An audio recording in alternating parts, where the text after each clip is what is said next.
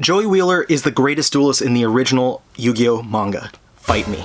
This video is a follow-up to my previous video, and I know I'm getting in here with a lot of tood right in the first place, but I've been hyping myself up to make this for a while, so it's exciting for me to finally do it. If you haven't seen my previous video, basically, I did an outline and a review of the Yu-Gi-Oh series and talked about why I love it so much and what makes it so special.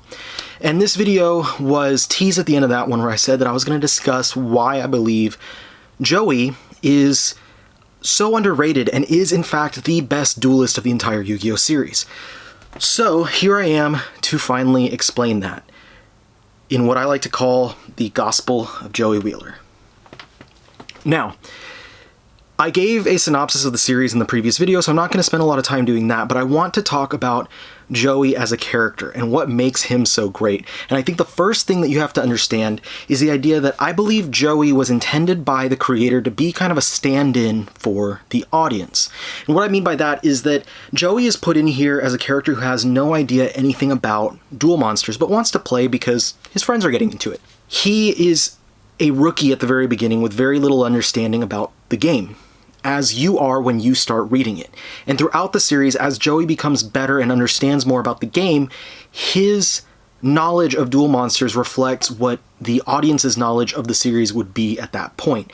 And his journey from the beginning of the series, where he knows nothing about duel monsters at all, to the end of the series, where he winds up proving himself as one of the best, if not the best, duelists in the series, is very similar to the trajectory that the audience would take in their understanding of the game and being better at the game as they go forward and learn how to play.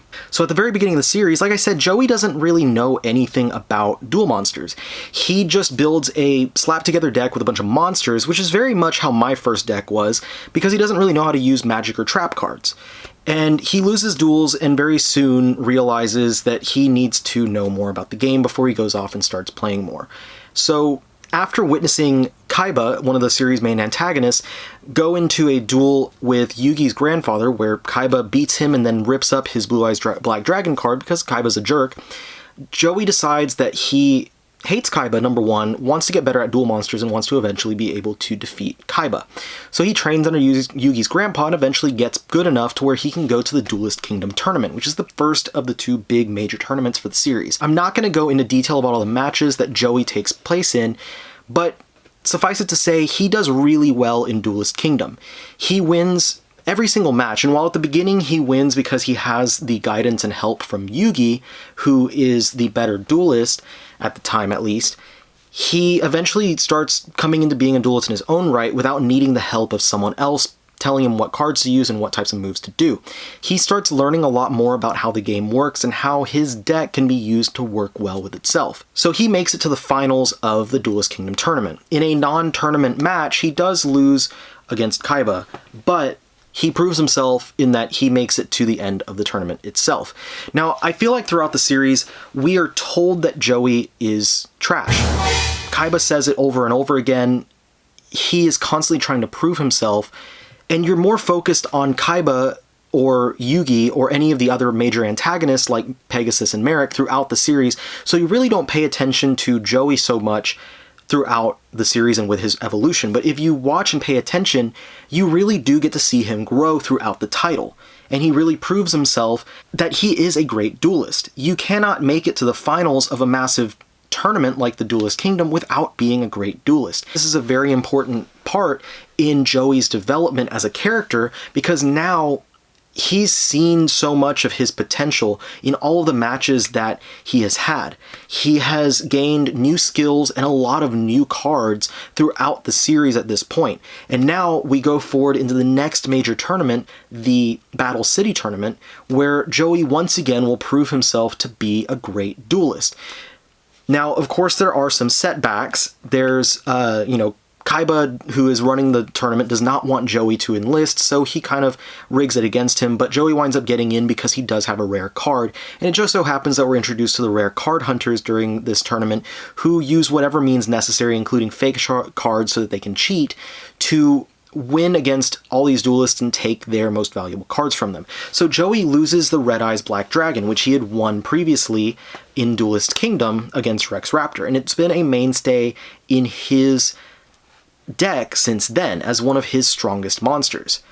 So Joey at this point has to decide what he wants to do, and he decides that he wants to continue to prove himself as a great duelist. Yugi tells him, I will win that card back for you. I'll defeat the guy, get the card, and then get it for you. And Joey says, no, I don't want you to do that. You can defeat him, but I'm not taking the card from you because I don't want to do this the easy way. Joey has enough pride that he knows what he wants. He knows that he wants to succeed in this tournament by his own abilities, not by the abilities of his friends and not by all this other stuff. And that's a big point when you look at Joey in comparison to a lot of these other characters, which I'll mention in a little bit why I'm saying that. Now, Joey does well enough that even without his strongest card, he has a great enough deck and gets new cards to add to them and understands how to use these complex cards that he can still make it to the finals of this tournament and eventually winds up in the semifinals where he is up against Merrick, the biggest antagonist that we've seen in the series to date. Now, the thing to consider here is that this is a complete underdog match versus an overpowered bad guy. Joey does not have a god card. The other three people in the semifinals of this tournament have KAIBA with Obelisk, you have Yugi with Slifer, and then you have Merrick with Ra. And not only is he facing off against someone who has a god card, but arguably Ra is meant to be the strongest of the three god cards. So Joey has no god cards. He's lost and still has not regained his Red Eyes card, which is supposed to be one of his strongest cards in his deck. Yet he's faced as the major underdog against one of the strongest duelists that we've seen thus far. And you expect for this match to go about as well as you'd think. You know, Joey is not as good as someone like Merrick, and he's going to lose. But instead, we get one of the most exciting matches in the entire series, in which the underdog is able to muster up the strength to come to a standstill with such a strong opponent. Now, this is how the match would have ended had things been normal. And I'll explain what I mean by that in just a second. If you've read it, if you watched it, you know what I'm talking about. Now, Joey is placed in a situation where his back is against the wall. He's in this trap where he cannot win. He doesn't know what to do. If it goes on for much longer, he's going to lose the duel then and there. But he figures it out. He draws the right cards at the right time, and he figures out a strategy using those cards to free him from this trap so that he can finally fight off Merrick and defeat him. Now, he frees himself from the trap, but Merrick winds up being able to summon his god card, Ra. Now the thing is, when Merrick summons the card, the way that it happens, he's only able to keep Ra around for one move. But in that one move, he's able to clear Joey's side of the field of all monster cards. So Joey comes back and draws his next card, and it's a monster, and he's able to put it down. Now the way that it should have ended is Ra, who's gone back to Merrick's graveyard, leaves Merrick completely defenseless, and Merrick has not many life points left at this point. Joey, putting one monster card down in attack mode, is able to attack Merrick's life points directly, winning the match. But instead of it happening like this and proving once and for all how great of a duelist Joey is, and sending Joey into the finals against Yugi, where he finally gets to duel his best friend again and prove to him what kind of duelist he's become over these years, or over these months, however long it takes for the series to go, Merrick wins, because Merrick has cast this spell or whatever where any monster that is defeated during this match, the duelist winds up feeling the pain from that defeat. So when Merrick uses a card as strong as Ra to clear out all of Joey's monsters, Joey feels so much pain and so much anguish from that attack that he falls to his knees, and he's still able to grab one more card, and he's able to place that monster card in attack mode. But right before he's about to announce his attack to defeat Merrick, he passes out and goes into a coma for the rest of the tournament. And so therefore, Joey forfeits the match. And Merrick goes forward and faces off against Yugi, who beats KAIBA, and Yugi beats Merrick, and that's that. So it's a bunch of anime BS at that point. Joey would have won. But that doesn't necessarily mean that Joey would have been the best duelist in the series, because Merrick, like I said, goes on to be defeated by Yugi. But then we have to consider the following. In the anime, there is a scene where they add a duel Joey versus KAIBA to see who wins third place. Joey wakes up, he gets into a duel with KAIBA, and KAIBA beats him. This is a horrible addition to the series because I think that it completely negates a lot of the character development for KAIBA and for Joey. KAIBA, after Joey's defeat at the hands of Merrick, for the first time in the entire series, is now willing to admit that Joey is a worthwhile and a real duelist. But when they face each other in this filler match, KAIBA defeats him and walks away saying that he was a waste of time, which I think is just completely damaging to KAIBA's character and completely damaging to Joey as well. So I wanted to clear that off the board because I don't think that that's fair enough evidence to use. So Joey would have beaten Merrick. YUGI goes on to beat Merrick actually after beating KAIBA. So that says to us that at this point in the series, YUGI is greater of a duelist than KAIBA, if we're just judging from one match. So that means that if Yugi's able to beat Merrick and Joey's able to beat Merrick, then that would place them pretty much as equals at this point.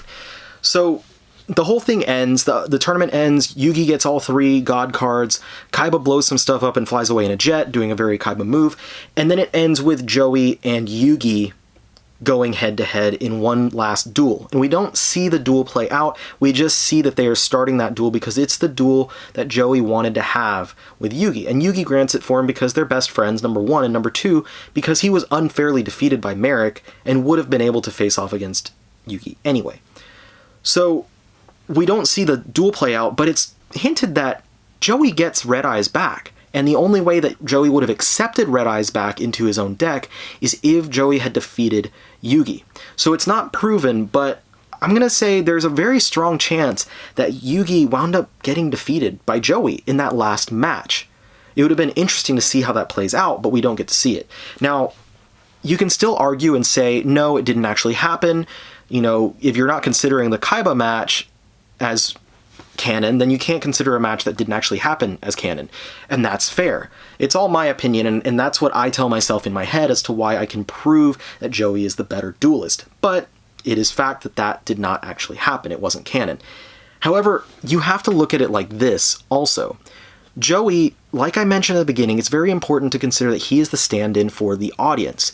He, like us, does not have the benefits that all of these other duelists around him had. He is a very average guy, a very average person with an average deck, who just happens to wind up being pretty good at the game. Because he starts to understand how it works. He understands how to build an effective deck because of all the duels that he's had throughout the series where he gets to watch people who have themed decks use those decks to strengthen their cards and come out on top. And he uses all of the information that he's gathered to become a better duelist in the end of the series, which is very much unlike most of the other major duelists that we see. For instance, KAIBA, who has unlimited money, who can buy anything he needs, who creates the technology that's used in the game, literally. KAIBA has that opportunity to spend his money to make his deck the best one possible. Now look at Yugi. Yugi doesn't have unlimited money, but Yugi has Yami Yugi within him. And it's very clear throughout the series, they make it a very clear fact that Yugi is an average duelist and it's Yami Yugi who is the greatest duelist. He is the king of the games. So if you're comparing Yugi to Joey, if Yugi didn't have the Millennium Puzzle and unlock the spirit of the King of Games to face off alongside him in every single duel, he would not have been nearly the duelist that he became. Joey doesn't have that. Joey doesn't have money and he doesn't have a Millennium item. Joey also, unlike Pegasus, is not the creator of duel monsters who has the ability to create any card that they want and make a invincible deck. Joey, unlike Merrick, does not have a god card. So Joey has nothing that these people have. Like I said, he is an average Joe, no pun intended. He has anything that we would, as the audience, that we would have at our disposal. He's not relying on all the magic powers that a lot of people have throughout the thing. He doesn't have god cards, he doesn't have unlimited money, he doesn't have a spirit helping him out, he doesn't have a Millennium item, he doesn't have any of this stuff. Joey is me, Joey is you. Joey is the guy that made a deck and learned how to play the game, and he became really good at it based on his own skills that he picked up throughout his duels. And that's what makes Joey the best duelist in the Yu-Gi-Oh series. If you disagree with me, you can sound off below in the arguments and fight me. I'm just kidding. That's your opinion. This is my opinion. I made this video not to try and change anyone's mind on who the greatest duelist in the series is, but to kind of inform people as to why I have this thought and why I think Joey just doesn't get the respect put on his name that he deserves. I think he's a fantastic character in his own right and a great duelist. And he's one that's fascinating to me and was my favorite character as I finally read the entirety of the manga, because he's such an underdog, and it's so fun to see him face the adversity and become the great duelist that he does. So, whether you agree with me or not, I'm hoping that this was informative and entertaining at the very least, and that you enjoyed watching this video. So thank you so much for taking the time out of your day to spend with me and watch this video. I've got a lot of exciting content on the way, as always. New things coming to the channel, big changes, big things. So subscribe if you haven't already, and check out my videos as they come out. Like this one if you did. Comment down below if you have any opinions or any dissenting words against my claims on Joey being the greatest duelist. I'd love to discuss it. I'd love to see what everyone else thinks about this. If I gave you something to reconsider about Joey, then let me know that as well. Also, I want to point out that I recently set up a Patreon account. And as people know, Patreon is a way for subscribers and viewers to give back to the content creators that they love. And I set this up because I wanted to be able to make this channel into the greatest thing that it can possibly be, but the only way for me to get there is by the help of my viewers. So if you'd like to become a patron to this channel, if you want to support me in becoming bigger and better than I've ever been before and becoming something huge and awesome, which I know I'm going to get there, then please click on that link in the description down below to become a patron. You can check out all the cool stuff that you'll get access to, different original content and early content that I'll be releasing on Patreon exclusively for anyone who is on there. So please consider it, check it out, and I hope that you guys will be back here to see my next videos. There's some cool things I have planned, both manga and comic related, so come back for more cool things. Again, thank you so much for watching, and I'll see you guys on the next one. Peace out.